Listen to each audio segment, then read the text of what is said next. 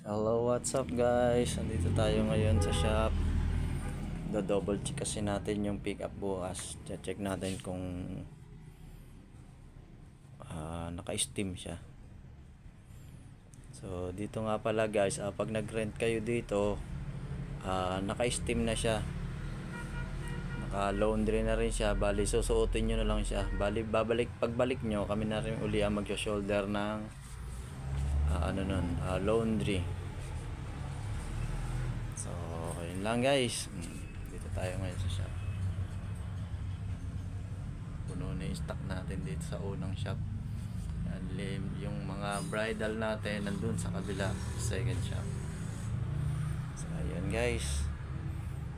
Okay, uwi na at nakita ko na yung aking re-repair. I-steam ito. So, bye-bye.